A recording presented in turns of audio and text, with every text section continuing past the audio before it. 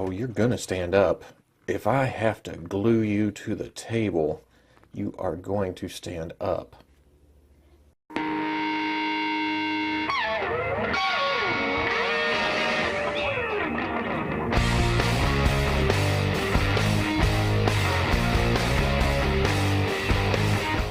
Okay people, welcome back to another Fwoosh review. Tonight I'm taking a look at Hasbro's X-Men Legends Polaris and Sunfire, or Marvel's Polaris and Marvel's Sunfire, getting out of hand. And yes, I know it's because they're just words used as names. I guess they can't trademark them or something, but I get it. It's just funny. But I waited for these two until last. They're classic characters. Classic characters really tickle my fancy. They are long awaited. In fact, I had a Polaris on the custom bench for a good 5-6 years, never finished her. This is pretty much the look I was going for.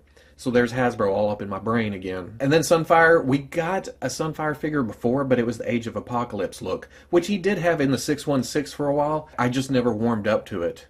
Get it warmed up, Sunfire. God dang, I'm on fire. Oh, I am on fire. And I do believe this is Sunfire's new look, as well as pretty much his classic look.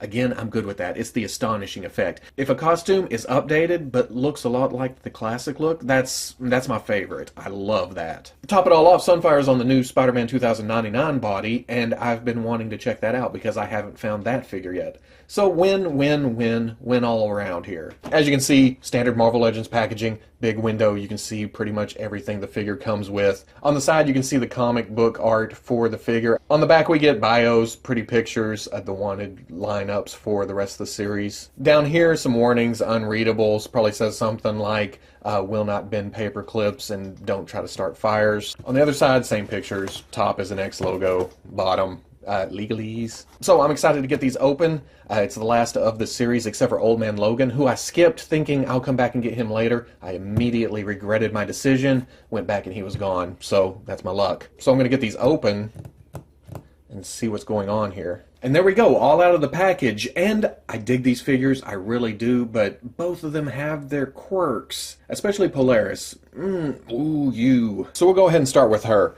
I like the sculpt, I like the body shape, I like the silhouette, I like just how it looks in general, but it comes down to some looseness here and there that causes some other problems. But reiterating, this is the version I wanted. I know the classic is a little bit different, it's a little bit more iconic, but like I said, the astonishing factor. Update a costume, leave a lot of the classic elements, and I'm in, I'm down, I'm right there. The hair sculpt is great, it's got some life to it, it's not just a bland hang down hair. She's got the ponytail, it's wavy, it's really dynamic, I like it. Then we get the gauntlets. I think these are reuse, I've seen these before, but it may be on a figure that I didn't pick up. But then the rest of the body is just pretty much a blank body. Get around to paint, and I love the use of metallic here, especially the headdress and the lipstick. Then there's the skin tone, the lighter greens, the darker greens, and those aren't without their screw-ups. If you look at the greens here on the upper torso and then the lower torso, they don't really match up. They're two different shades of green.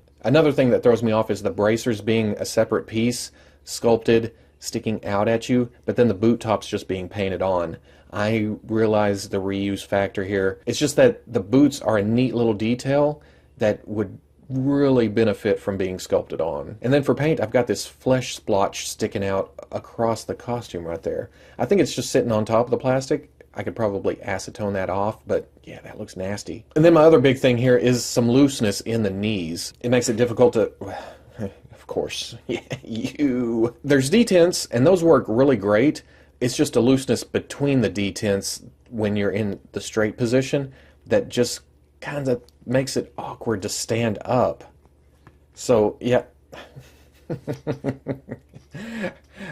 In theory. Earlier, when I was trying to take pictures, this would not stand up at all. But now that we're actually on camera, and yeah, I see how you are. Switching over to Sunfire, this is my first experience with the Spider-Man 2099 body, and for the most part, I'm impressed. I really do like it. It's kind of the size of the Bucky Cat body, but a little thinner, a little leaner, less just muscle striation popping out of everywhere. And then the head being straight on Sunfire, I love the sculpt here. This is another custom that I had waiting in the wings forever, and I'm no sculptor, so when it would come to the mask here, It's a little bit complicated. It's pretty much you have to either nail the look or you're going to be way off. And I'm so glad to finally see this in plastic form, in action figure form for my shelf. Because yeah, I've been waiting for a long time. And then get to the paints. I love the whites, I love the reds, I love the metallic gold color for the flames. The flames don't really stick out at you until you get some light on them, and then they shine, they reflect the light, and it looks fantastic. For this body, I think my most favorite thing are the butterfly joints. If you get the bicep and the shoulder right in the exact spot, you can get that arm across, and that's just great. I like that. Huge range of movement there. The belt is a loose piece, but it fits great. You can bring it up to rotate his waist or bring it down to hide the joint. Sometimes I don't like that they leave pieces like this loose, but in other cases, it works really good. It lets you put the belt anywhere you want it to go. Going over articulation on Polaris, I'm going to take her cape off. That just comes off, not a big deal. There's a ball joint at the top of a hinge. You get down, you get up. You get a lot of tilt here. And then swivel. Hinge and swivel at the shoulder, comes up that far, rotates around. Hinge and swivel at the elbow, comes up 90 degrees, and then swivels. Hinge and swivel at the wrist, swivel, hinge. The gauntlet is a soft piece, so it gets up and out of the way. Ball joint in the torso, comes forward about right there. Back, side, side. Good range of movement. Swivel. The hips are on a ball that stick out. Get up about right there. It does kick out a little bit when you come up. Back, not so much because of the butt. Out, not that great. Got a swivel at the thigh. Double knee, comes all the way up. Got a hinge at the ankle, comes back, goes forward. And a forward-facing pin for rocker, but it is really tight. For Sunfire, essentially the same. There's a ball on a hinge at the top of the neck. You get forward, you get back, really good, which is good for a flyer. Not a lot of side to side. Then swivel. The thing here though, it seems like the socket for the ball joint is a little bit loose. If you pull, it comes off, of course, like a lot of the new heads. But if you look up in there, there's kind of a slot. I don't know why there's a slot inside that. You can pop it up a little bit more and you get a little bit more range of movement all the way around. I don't know if that was intentional or what, but it works, but it's a little bit quirky. Butterfly joint comes forward, comes back. Huge range of movement there. And then out of that is a hinge and swivel into the shoulder. Comes up to there. Swivels around. Swivel at the bicep. Got a double elbow, but you don't get much further than that. It's almost like they didn't cut it back enough to kind of hide the joint, and it really restricted the range of movement there. Hinge and swivel at the wrist. Hinge, swivel. Got a hinge in the torso. Kicks forward. Oh, so far. Really good. Back. Got a swivel at the waist. If you raise up the belt, makes it easier to swivel. Got a ball coming out into the hip. You can get forward pretty much all the way. Back, about there. Out, about 45. Got a swivel at the thigh. Double knee comes all the way up. Have a swivel at the boot top. Hinge at the ankle. Goes back, goes forward. And then forward-facing pin for rocker. For accessories, Polaris comes with the energy effect we saw with Havoc. I think we saw it with Scarlet Witch. We've seen it with a couple others. But in her case, it comes in green, which fits her color scheme, so I'm completely good with this. Her hands are kind of splayed out in a way that it makes it just a little bit tricky to get on there. But once you get it on there, it's easier to clip it on her bracer. It doesn't really fit around the wrist itself. For accessories, Sunfire comes with two kind of fireballs over his fists. I believe we saw this first with Iron Fist, and here they're more of an orange-reddish color, again to fit his color scheme. Now if you look up in there, you can kind of see the shape of a fist. The left one goes on really well, goes up all the way on the hand, it sticks on there.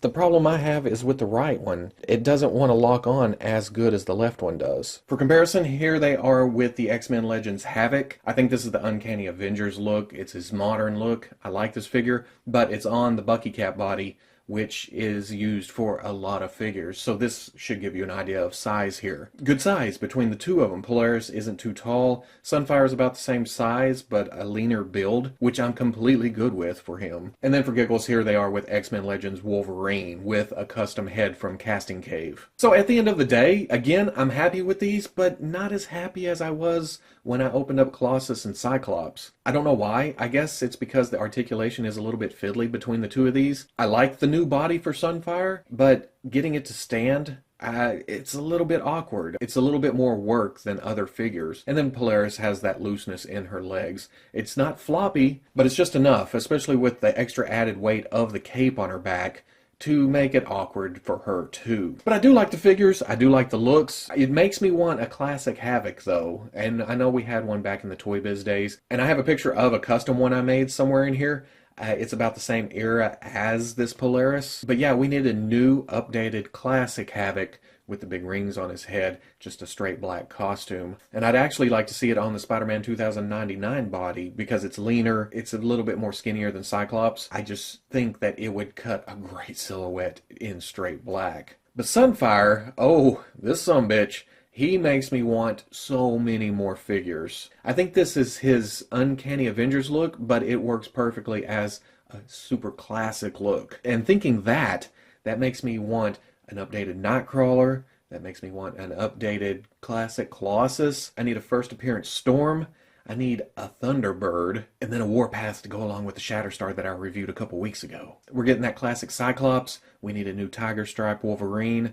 Yeah, one figure makes me want 25 more. Good job, Hasbro. You're killing me. Great additions to the shelf, especially if you're an X-Men collector.